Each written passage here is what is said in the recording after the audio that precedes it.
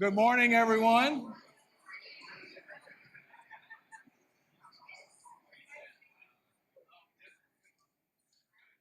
Great, great. So wonderful to see so many great friends here this morning, and also to see so many new friends here with us. My name is Donald Bowers, and I'm the regional executive for North Texas, and I'm going to be our moderator for today's program. This is our 2025 Texas Economic Outlook, and featuring Pia Orrenius, who's vice president and senior economist here at the Dallas Fed. As the regional executive, I lead our engagement with communities and industries that drive economic growth in North Texas. This work enhances the Dallas Fed's understanding of the unique challenges and opportunities faced in our region. And ultimately, it helps our Dallas Fed team incorporate rich and diverse perspectives in our research and thinking regarding monetary policy. Executives in El Paso, Houston, San Antonio, and Austin lead similar work in their respective regions. And we encourage those of you who are from those areas to get to know your regional executives and actively participate in the engagement activities in your region. And with that, I'd like to acknowledge my colleague, Armida Rios. Armida, where are you? Armida is here. She's the regional executive for our San Antonio market. And so if that's your area where you're from, we encourage you to get a chance to visit with her at the end of the program. The Texas Economic Outlook is one of our premier programs, and it's a place where we get a chance to share economic perspective and our forecast on employment growth for the upcoming year. And we also get to share details on the factors that we think will be most important as the year progresses. We're very appreciative of the audience here in the auditorium. We are almost at full capacity here. And we're also grateful for those who are joining us virtually via Zoom. You know, this is a much anticipated event, and we are so pleased that you would take time out of your schedule to be with us today.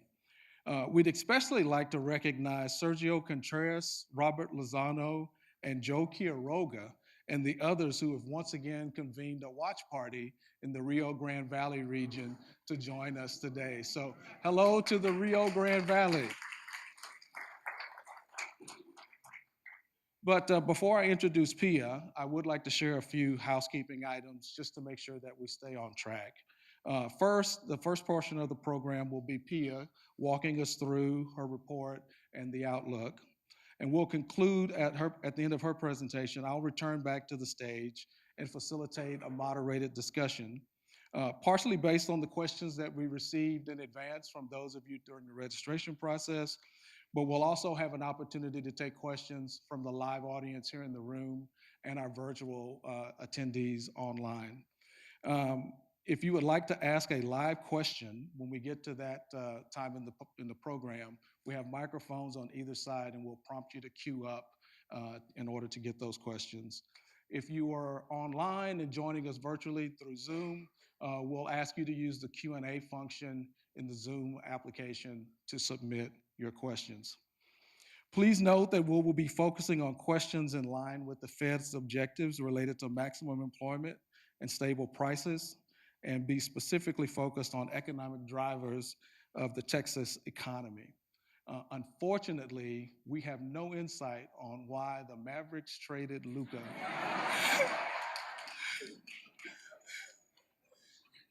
As much as we want to know the answer, and we're trying to get to that answer, we will not be able to solve that item for you today.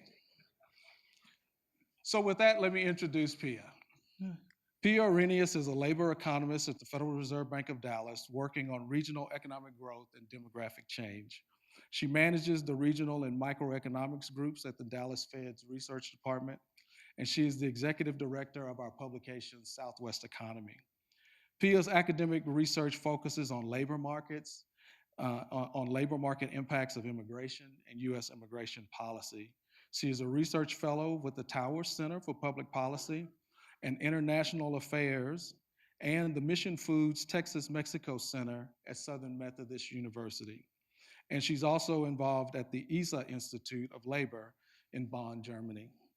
Pia has also served as a senior economist on the Council of Economic Advisors for the Executive Office of the President, where she advised the Bush administration on labor, health, and immigration issues. She holds a PhD in economics from University of California, Los Angeles, and bachelor's degrees in economics and Spanish from University of Illinois at Urbana-Champaign. So with that, Pia, I welcome you to the program.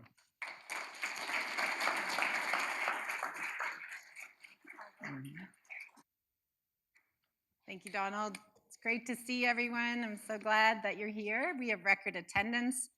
I'll say we even have dignitaries here today. I'll call out Helene Honeybone, our Consul General of Sweden. Helene, welcome. And Liliana Trellis, our Consul General of Peru. So just really happy. So did you guys come here today expecting, so remember last year we had that plane was coming in for landing? And we were kind of like, I didn't really say soft landing, but like everybody understood. And then you guys, so you came here today, you're like, today the plane is going to be parked on the tarmac and we're going to be good to go. But no, no, what you get today is a cactus. So that's just how it's going to be. So resilient growth, we're going to power through and hopefully we'll land that plane maybe next year. Anyway, so it's just really, really fun to see you today. All right, let's see if we can move the slides here.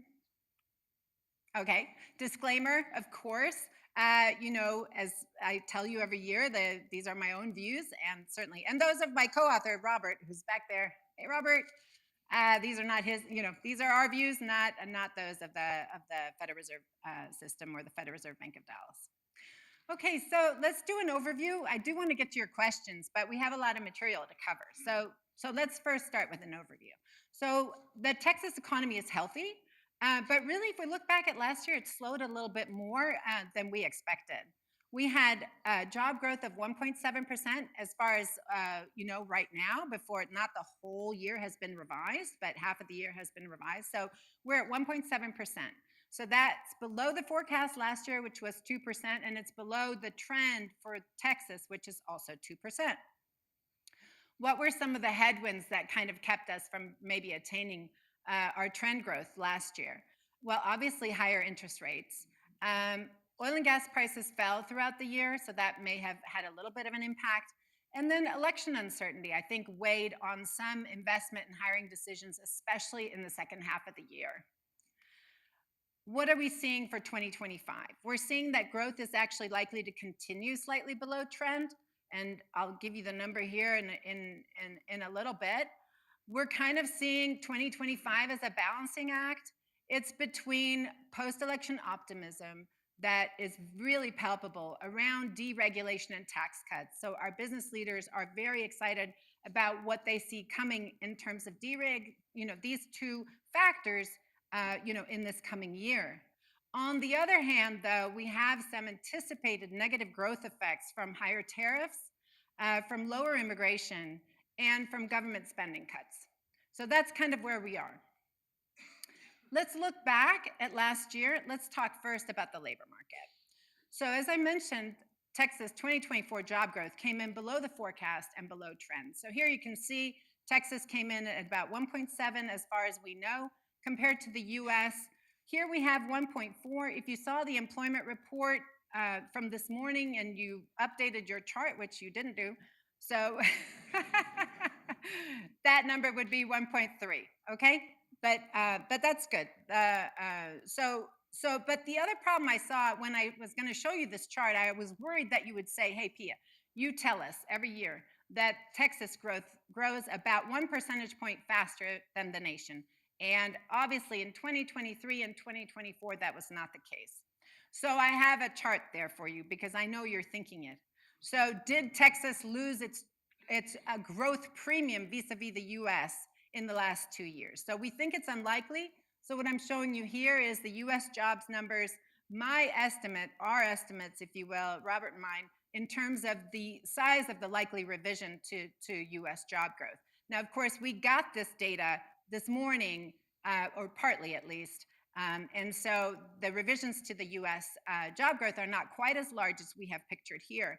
But the point is, with the downward revisions to US job growth, we still have a healthy margin, so we still have a job growth premium in Texas. So we can all go home now. No, just kidding. No, that's important. We got to get that's the most important part. Okay, let's talk about other things. So let's talk about this job growth by industry. What did it look like last year? So you can see really the standout sectors last year were some of our smaller sectors. So energy, financial services, and construction grew fastest in Texas in 2024. And you can compare there. This is comparing Texas 2023 growth to 2024 growth. So those are some of our fastest growing sectors. The other significant news is that the high tech sector stabilized. So here, if you look at the information sector, it's mostly high tech. So we saw these layoffs in 2023, pretty much dissipate, and we had a pickup in job growth towards the end of the year. So on net last year, no layoffs, no net losses in the information sector. So that's important. I wanted to point that out to you.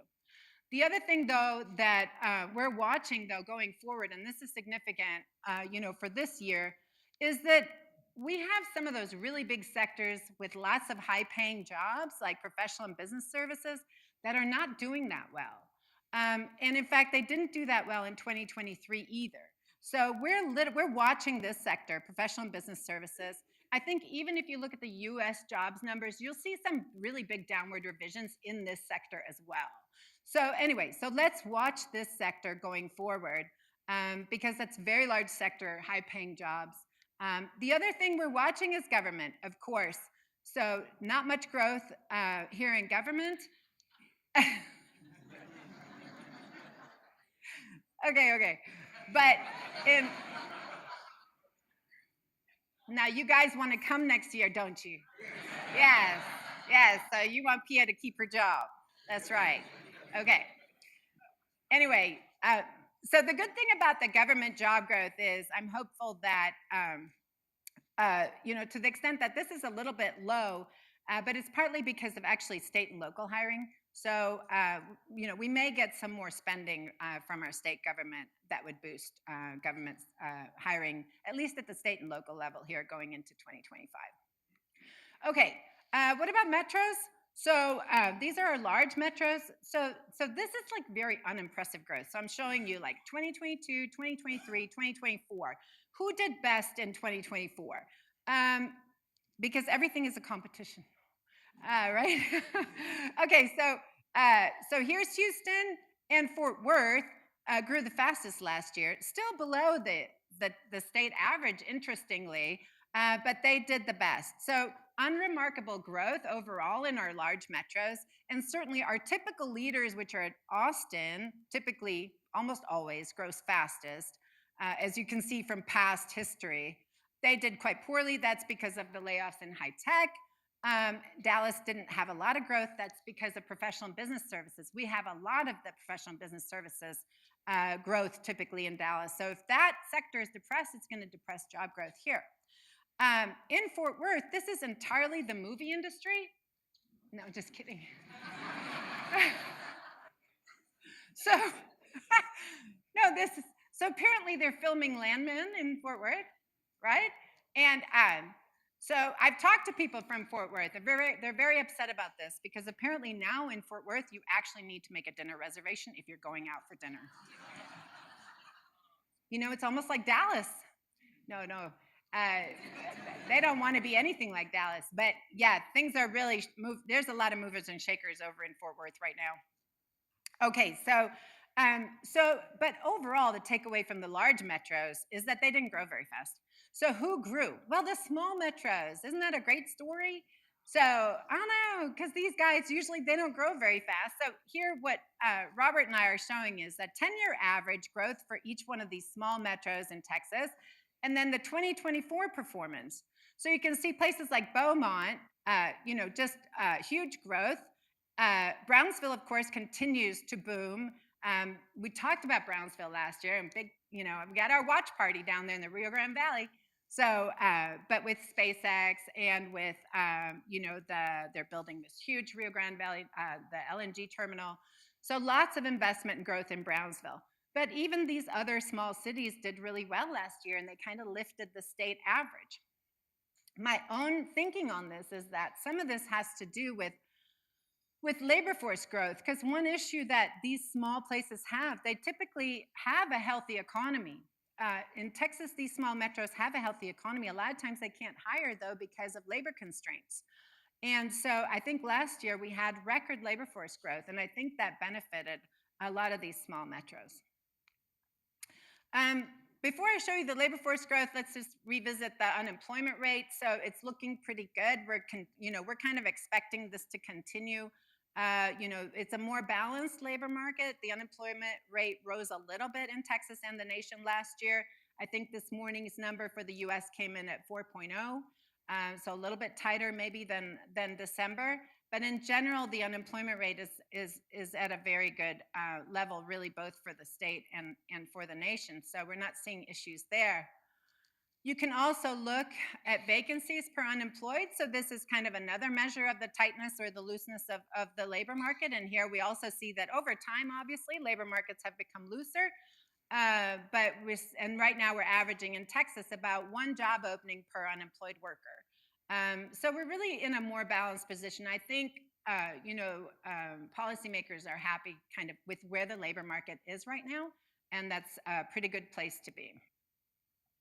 Labor force growth, as I mentioned earlier, was a big deal last year. So here again, in those blue bars, the tall bars, those are Texas year-over-year labor force growth. And I think if we put in today, did you guys see the revision to the household survey this morning?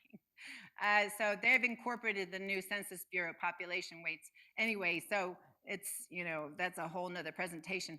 But anyway, but here you can see really unprecedented labor force growth in Texas, not just in 2024, but even in 2021, 22, and 23, outpacing other large states and outpacing the US. And what's behind that rapid labor force growth? You guys know the answer? Migration. So this is what happened with migration last year. So this is net international and net domestic migration to Texas by year. And so those bars, typically we're averaging about 220,000 in net migration to the state, most of that domestic. So look at 2024, a big drop in domestic migration, a huge increase in international immigration.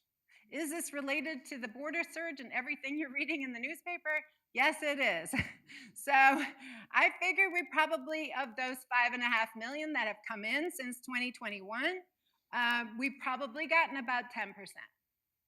So that's, what's feeding into these extra large international immigration numbers into Texas is probably about 550,000 extra that we don't normally get, and that now we're probably not going to get going forward. So that's a big deal. So just amazing numbers on population growth and labor force growth. I think population growth last year in Texas was 1.8%, which is very, very high. Okay, let's turn to housing. We'll go through some of these industry-specific slides, and then meanwhile, you guys can be thinking about questions for the end. Okay, so how are housing markets looking? Actually, not that much new to report in 2024. Housing markets are pretty stable in Texas. We have flat home sales really for last year, but they're at good levels. They're about pre-pandemic levels. So we're doing pretty good considering we have a pretty high mortgage rate. We're still able to sell those homes. Of course, a lot of the high share of those are new homes as opposed to existing homes, if you've heard of the sort of the lock-in effect. The US numbers are in the red lines, and so they're doing less well on home sales, and they're building less, comparatively to Texas. So we see a bigger rise in our inventories. That's the dashed blue line. So those inventories have risen to about 4.5 months of inventory right now, which is, almost a month more than the US on average. So this reflects a lot of building. Or elastic housing supply. I had to work some econ jargon in there. We have an elastic housing supply in the state. I think that's a great word to just show it's flexible. It responds to prices and incentives. we build a lot. So I wanted to look at how we compare to other states. So this chart is showing you single family construction permits per 1,000 residents, and I've got all the states on there, and DC at the very end. Didn't mean to point that out. Oh, it's just at the end. But anyway, so we do pretty well here in terms. We do build a lot in Texas, Florida too.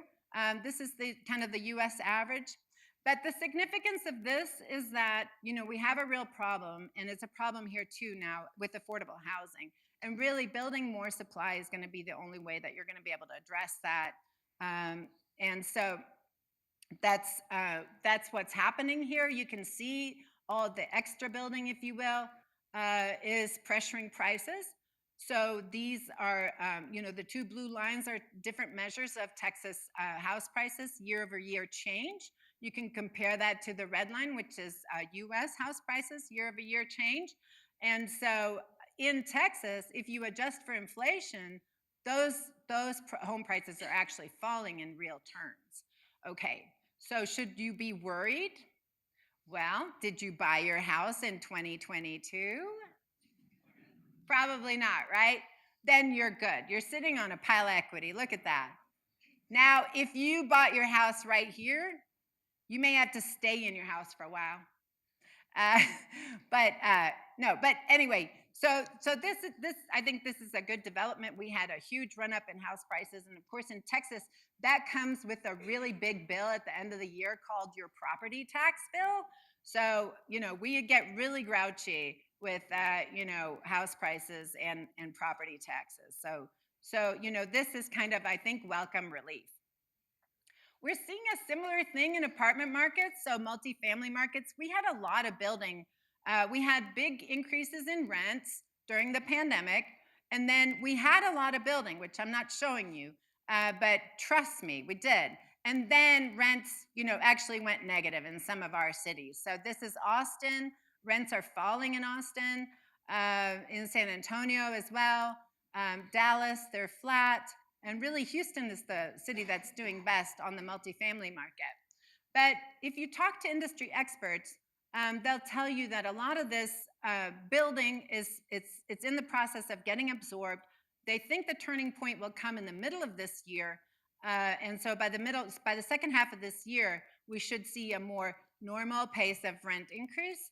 Rents should stop falling, and occupancy rates should start rising. So it was just kind of like a big building boom, and now we just need to sort of get those spaces filled. Okay, how do we see energy? It's also kind of more of the same as what we're looking at. So oil production is, rose slightly last year. We're at about 5.8 million barrels per day. And we're doing this with a flat to declining rig count, which is pretty impressive. It's actually really fun to talk to the energy executives, oil field services companies, and just learn about the productivity in the oil field. How it used to be one rig drilled one well. Now one rig drills like 12 wells. After you drilled a well, you used to have to take your rig apart, move it. All this took, 30 days, 45 days. Now you just move that rig apparently on rails, and you drill your second, your third, and et cetera. So you drill a lot of wells with one rig and a lot less time. And then when you're putting your pipes down, these lateral horizontal wells are extending, up to 3 miles in length. So, and then you come in and frack those. I don't know. It's kind of fun if you just to see the innovation, the productivity and advancement in the oil field. We're actually able to just keep beating the prior record of oil production without increasing the rig count, because they used to be like a 1-for-1 relationship. So we expect this to continue. Pretty slow growth, maybe 200,000 to 300,000 barrels per day, and at a pretty stable rig counts, maybe even a little bit lower rig count. So the other, this again, I'm always plugging the little guy. I did want to point out that I just showed you Texas crude oil production. This is New Mexico compared to Texas, and I've indexed them both so that you can see the growth. So in the Permian Basin, the part that's actually really growing is in New Mexico. And that's like it's a feel-good story, I think, because, New Mexico, they need it. Uh, so, I mean, they can use it. They've put a lot of this oil revenue, the tax revenue from oil production and gas production in their part of the Permian to use in really good programs on health and education and so forth. So this is it's a great story for New Mexico. And we actually just published an article about the change in New Mexico, lots of economic growth, and you can see it online in our publication, Southwest Economy. What are we seeing on prices for this year? We turn to our Dallas Fed Energy Survey, which is probably the best energy survey in the nation. What are they telling us? Oil executives and oil field services firms are telling us they're expecting more of the same on oil prices, about $70. We're at about, maybe we're right now at about $71. We're expecting that really to continue, at least here through the next year and a half or so. Is $70 oil enough to continue to, drill wells? It is. We call that the break-even price. And so we put that here on the slide. The drilling break-even price really for large producers that have lower costs is $58. So at $58 oil, you can still drill a new well and make money. And for small producers, of course, they face higher cost curve. So, they need about $68 oil to be, deploying more rigs to drill more wells. So pretty stable outlook for the energy sector. Here you can see their capital expenditures. They were growing slowly last year towards the end of the year. And we kind of actually, if you go online and see, we also have expectations for CapEx for this year for the Dallas Fed Energy Survey, and they're also more of this slow growth. Okay, but you're asking, but when, it used to be like you cover oil and gas in the energy sector and then you just move on, but now we have to talk about electricity. Okay, so I have to learn all this from my colleagues in the energy group, Kunal and Garrett. But anyway, so electricity, because did you live through Winter Storm Uri? Yes? Did you lose any pets? Okay, my parrot died in Winter Storm Uri. Yeah, so it's still like a really sore spot for me. But anyway, so what's happening in terms of electricity demand? Well, the grid has been under pressure, right? For what reason? Economic growth in our region, population growth, economic growth, really hot weather, these large extreme weather episodes that we go through, and electrification, which has been boosted with the Inflation Reduction Act, right? So all these are boosting electricity consumption in Texas, also in the US, but more so in Texas. So the Texas here is the electricity consumption in blue compared to the US in red, okay? So this is really important. It's putting a lot of pressure on the grid and has caused a lot of anxiety, especially after we had those rolling blackouts in 2021. But the good news, here's the good news, that we're adding a lot of generating capacity to the grid. So this is the amount of added capacity in each year by type of source of this electricity. So for example, in the latest year, so last year, for example, this is particularly significant. This is actually battery storage. So obviously we're adding more solar than anything else, and we still have a lot of wind that we're adding. But the most significant development is the batteries. And actually, we have a blog on this by my colleague Garrett Golding, where he describes really the reason, for example, last summer we had extremely warm temperatures. We had those peak demand hours of the day that come when people come home from work, is also when the sun is setting before the wind is blowing. And it's like a very key, crucial moment of the day when, the grid can be, stressed to capacity or beyond capacity. Well, with batteries, thank God, you're able to kind of bridge that critical gap. And so we're deploying more batteries, and that's enabling us to use the renewables and still not, fall victim to some of the unreliability of the renewables, in the sense that, you need the wind to blow and you need the sun to shine in order to use those to generate electricity. So I thought this was a good news story, and so wanted to share that with you. And this is a lot of, and I also asked Garrett, I said, well, how much exactly is this? Like megawatts, gigawatts? I don't know. What is this? But he says, actually added up over the last 4 years, if that's, 36,000 added capacity of megawatts, and we're using, on average about 80,000, then that's a significant increase in capacity. So the grid's in good shape, which is why we should really now worry about water. No. So you guys are feeling better about the grid, and so now we have to. I didn't bring any water stuff. We're working on it though. So for next year's TO, it's all going to be. We can all be, sit around and worry about water. Anyway, got to worry about something. Oh, here we go. We can worry about trade. What a great transition. Okay, so here's a little issue. Texas is the #1 exporting state in the nation by far. Oh yes, I'm so proud. And but last year, okay, so here we are again. We're the blue line. This is export growth last year. So not a lot of growth in exports, probably because the dollar's been very strong. We also had slightly lower demand, especially from China.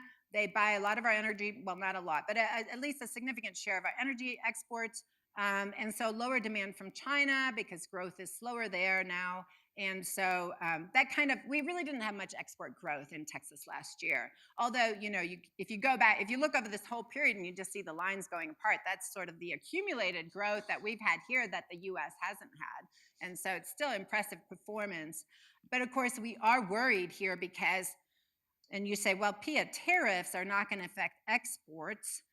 Tariffs are on imports. But then I tell you, yes, but if we do tariffs on imports, we may experience retaliatory tariffs, which would affect our exports. So this is a serious concern moving forward, again, because we have so many exports and because our neighbor Mexico is our #1 trading partner. Well, now the US, so they're like, oh, Mexico's our #1 trading partner. Hey, Mexico has been our #1 trading partner since forever, okay? So we had that.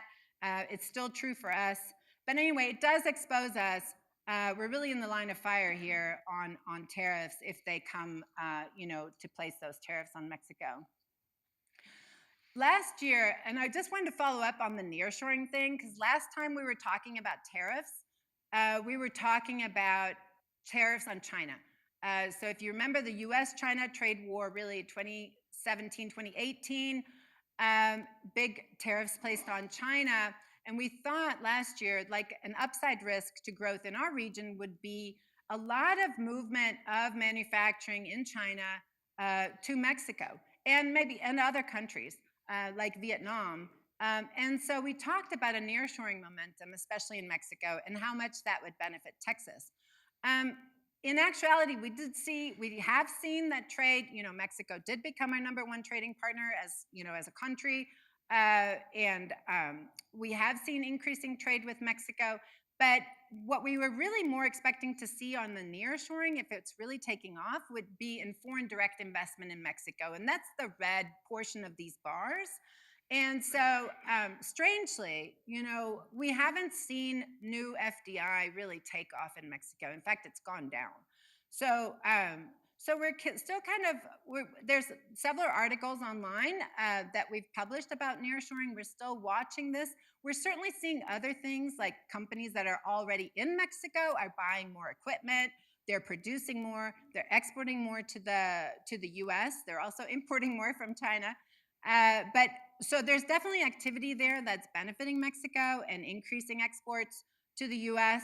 But it's just not that companies are not coming in and building new plants there. So, as far as we can tell from the FDI numbers. So anyway, I just want to share that with you, and we'll just keep watching.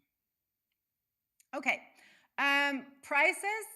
So this is what happened to the CPI last year in Texas, again in blue versus the nation. So this is really important in the sense, not because of Texas inflation. I'm kind of showing you that because it's interesting. What's important here is really what's going on with the red line, right? So US CPI is still running hot. It's 2.9% change year over year.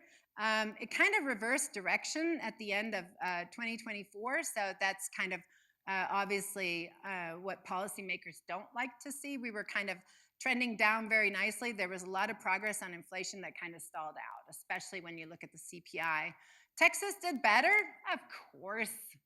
Uh, so, uh, this is the 6-month change in our CPI. This is the 12-month change. So we're actually under 2%. But again, so prices have dropped more here. But we still have some of the prices in terms of the stickier inflation in the services sector has not really fallen here as much as those of other goods. So that's kind of where we're at on inflation. So I think this is partly why markets are now expecting less rate cuts than they were a few months ago in 2025. Also, in our surveys, we ask our business contacts about what are your expectations for wage increases, input cost growth, and selling price growth in 2025. This is kind of what they told us.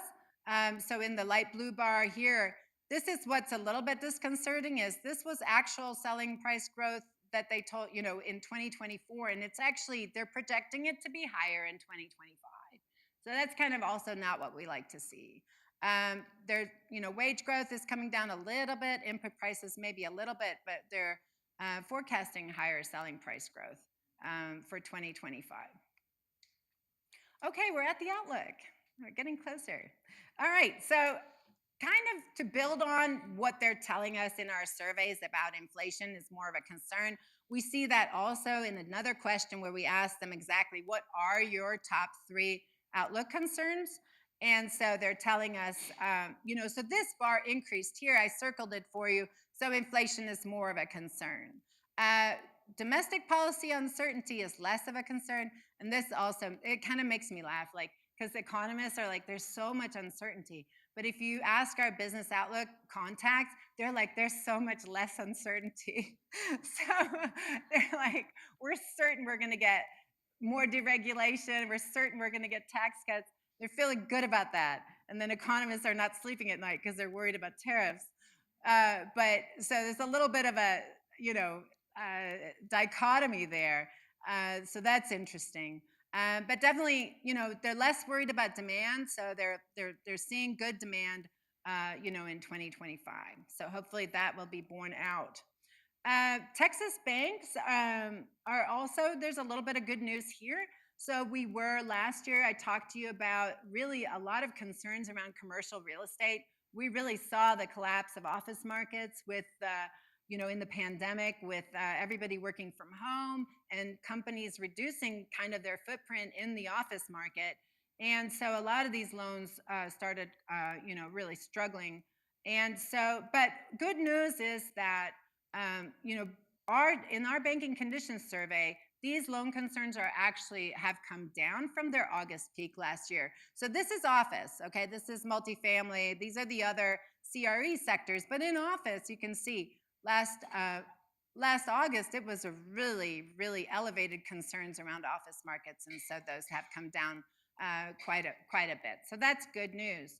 And there's actually more good news on, if you look, I'm kind of skipping ahead. Loan volumes also. So banks are saying loan volumes are finally growing, after 2 years of contraction. So that's another positive development. Okay, so what is the employment forecast? It's for 2025, it's 1.6%. So that's kind of where we ended up. We worked with our forecast. We wanted to build in, again, like I said, kind of those positives and kind of those negatives in terms of what's growth negative, again, tariffs, lower immigration, government spending cuts, what's growth positive, deregulation, tax cuts, and try to get some kind of a balance.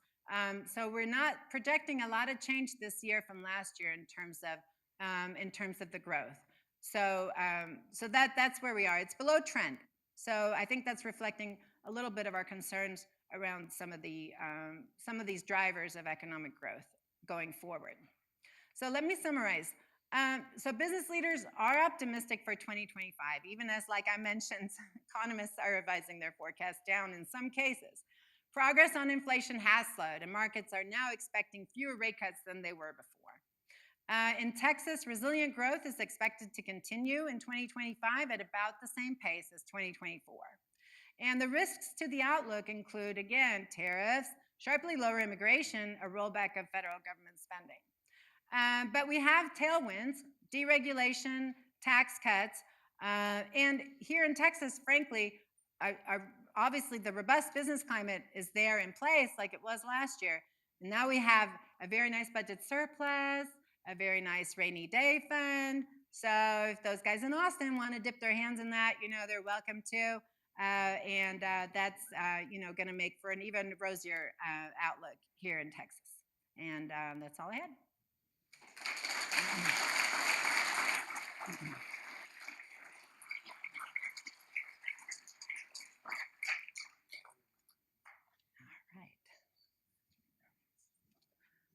All right. I think there may be a QR code here if you guys want to answer a survey. All right. Only top scores, please.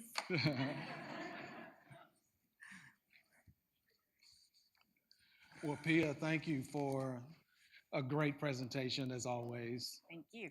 Yeah, lots to unpack here, right? So before we get started, just want to make sure that we remind those here in the live audience that you can queue up at the microphones. For those online, again, use the Q&A function within Zoom. We received well over 100 questions through the registration process. And so I thought we would start by maybe hitting some of the themes that we received through the online questions. But again, if you have a question here in the room, feel free to queue up. So it's interesting, Pia, at the end, one of your key takeaways was about the business leader optimism, but economists revising their forecast down. Maybe it would help if you could frame that dynamic a little bit more and help us figure out how we got here to this place. Yeah. So we've been dealing with this, not just in what people tell us, like the economy doesn't feel good, we feel like the economy's in a bad place. We've heard that for a few years. Even in our surveys, we've had some depressed sentiment indexes. Like if you ask more sentiment-based questions, you get some more negative answers, even when, production is rising or, retail sales are rising. So we've struggled to try to understand really the difference between sort of what economists are seeing, which is like 2.5–3% GDP growth, hundreds of thousands of jobs created every month, and then why is there this market pessimism really among a lot of people when you talk about the economy? So I think one main reason has to be inflation, right? Mm-hmm. So economists look at, inflation's coming down, we're winning, like we're doing a really good job. No, so we're very happy about inflation coming down, but inflation coming down doesn't mean price levels are coming down. So as a consumer, when you go to the grocery store and your heart stops in certain aisles, especially when I go to the potato chips aisle, and they're like $9 really for a bag of potato chips. Did you think I was going to say eggs? No, potato chips. No, so I think that people are mad. They're mad about these high prices, and it's just, and every time you go to the grocery store, it's a reminder. Mm-hmm. And so certainly a lot of that inflation is reflected in paychecks. I mean, really on average, wages and income have kept pace with inflation. But like your paycheck is like electronic, digital. You don't even look at it right. It's like you don't even see it. But you go to the grocery store and you're like $9. So I think that's a big problem. No, yeah. Well, I feel you on the potato chips too. I know. Well, let's shift gears to another question here. Understanding that the Fed is apolitical, nonpartisan, how are you tracking the potential changes of tariffs and immigration policy? And how is that uncertainty reflected in the forecast?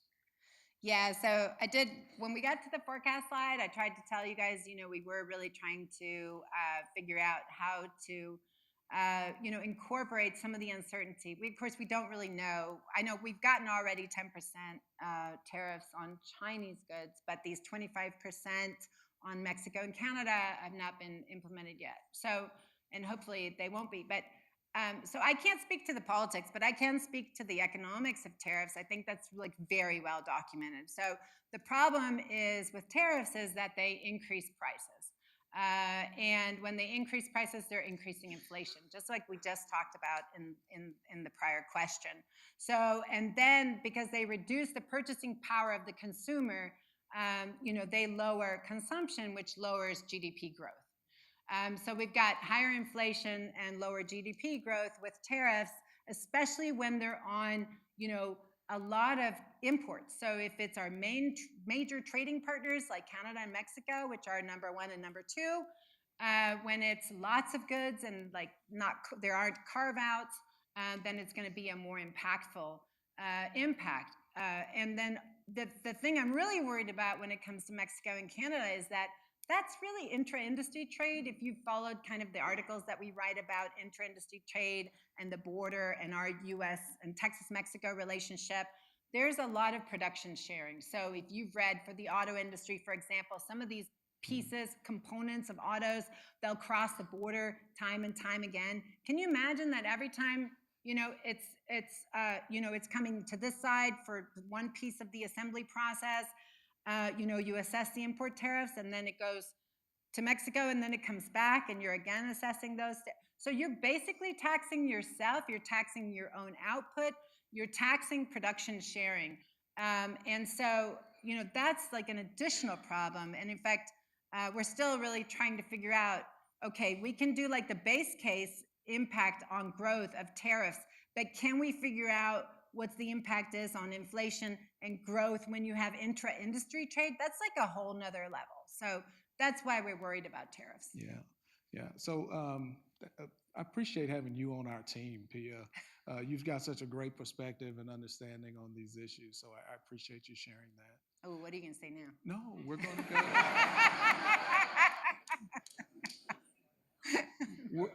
go.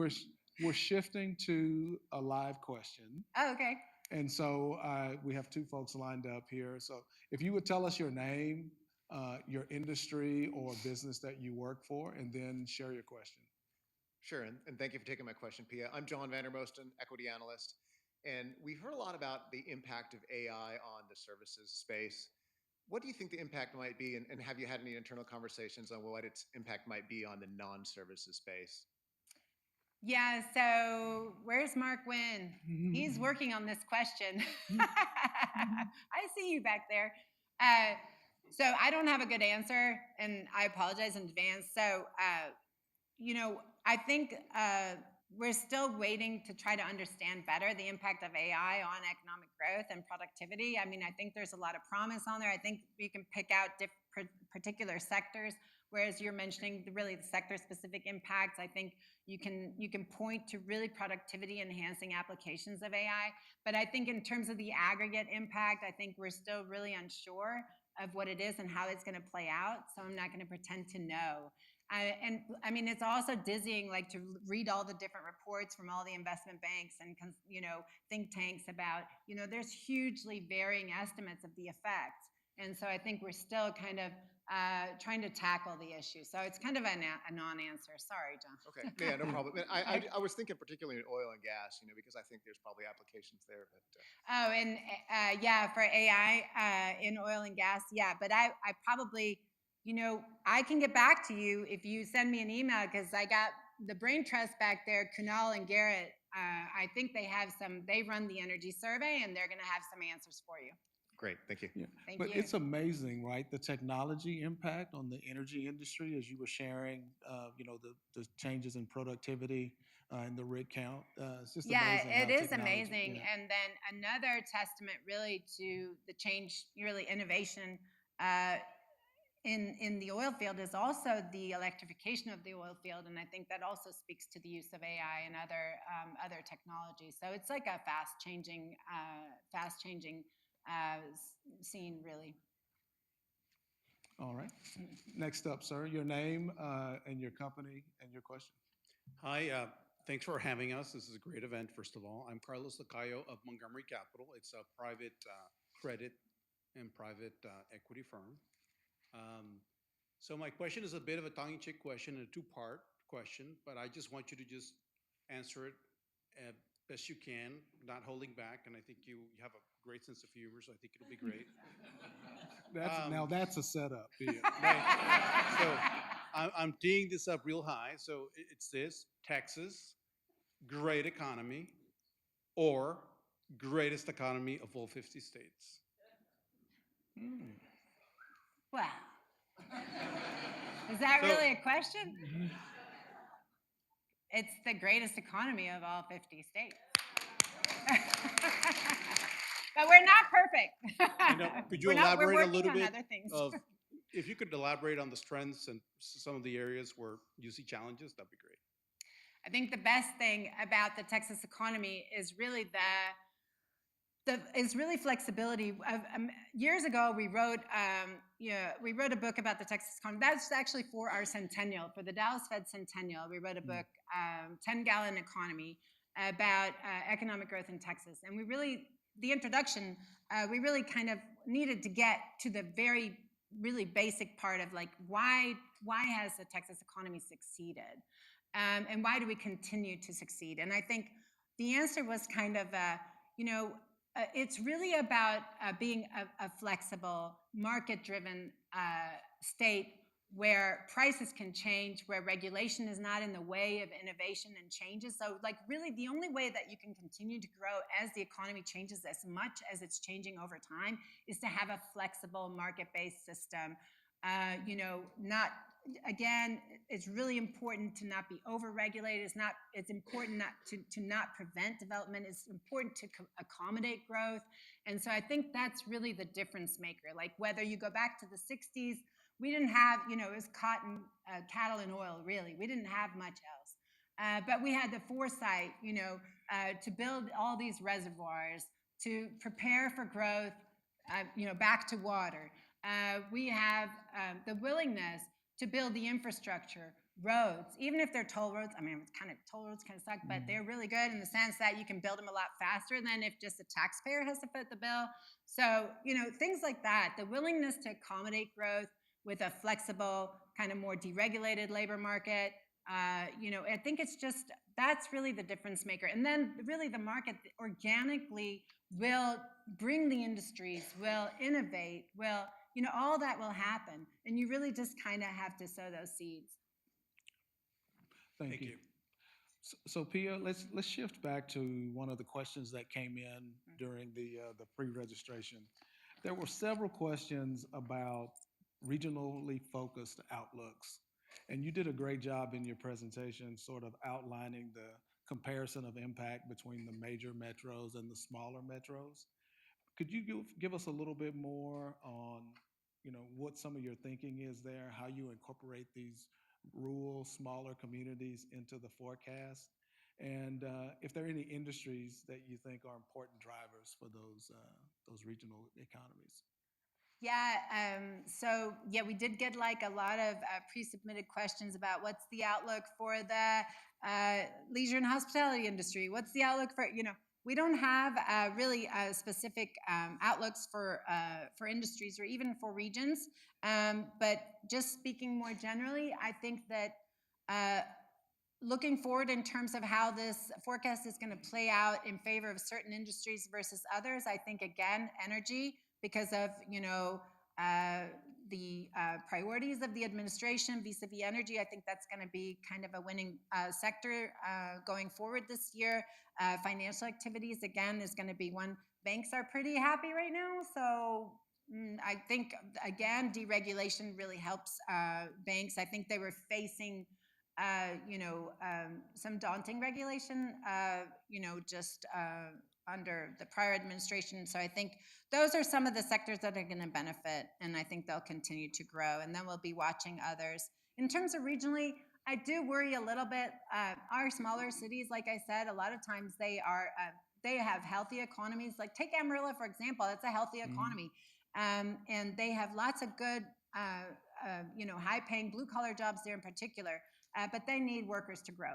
And so more often than not, when you visit there, they just can't hire. And they're actually, losing population on net in many years. So places like that benefit from. I know this immigration is very controversial, of course, and there's obviously better ways to do immigration, but the way that it does grease the wheels of especially smaller metros and rural areas where a lot of immigrants go to work, for example, in agriculture, or if they go to work in some of these smaller metros, especially in these blue collar occupations, that's very helpful for growth in certain areas where they're really constrained by a lack of workers.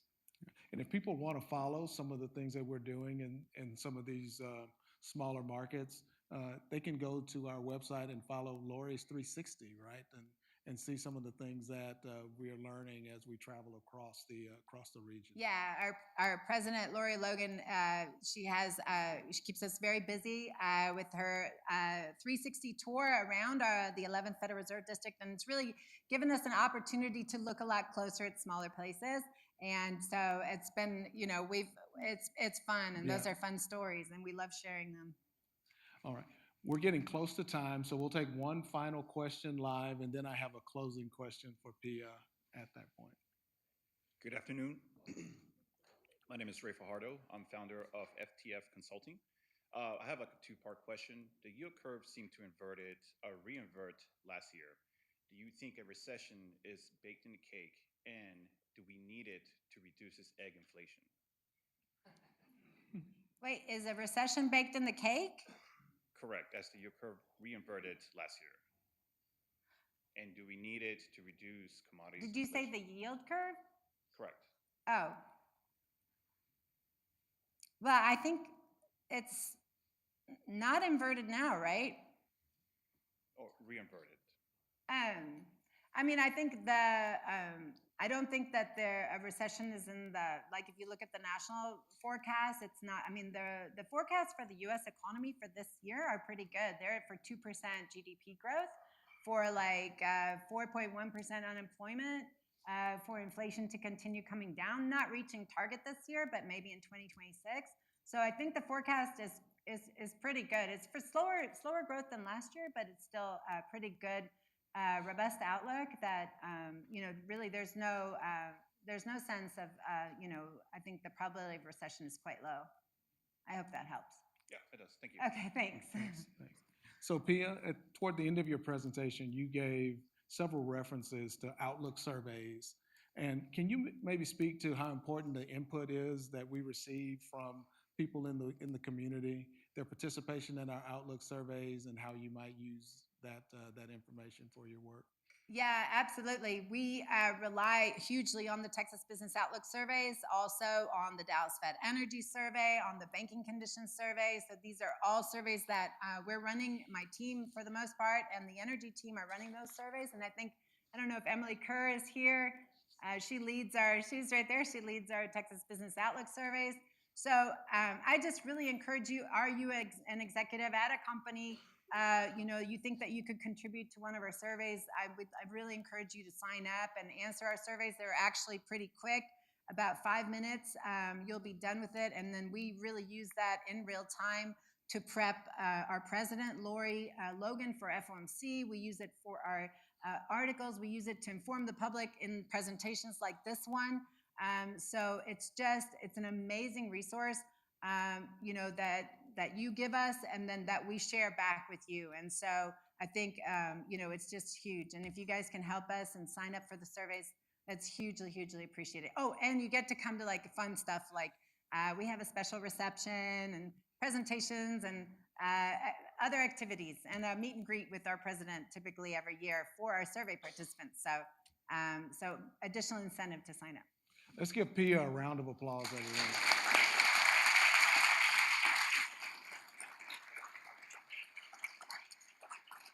Thank you once again to everyone who joined us here in person, everyone who joined online. We really value your feedback and welcome opportunities to further engage with you during the course of the year. There's some feedback forms here in the room that are on the chairs. There's also a QR code that's going to be back up on the screen here momentarily for you to be able to submit your feedback to us online. With that, on behalf of the Dallas Fed Community Engagement and Development Function, I just want to say thank you all for being here and acknowledge our team for all of the hard work that they did in organizing and coordinating today. Thank you for joining us.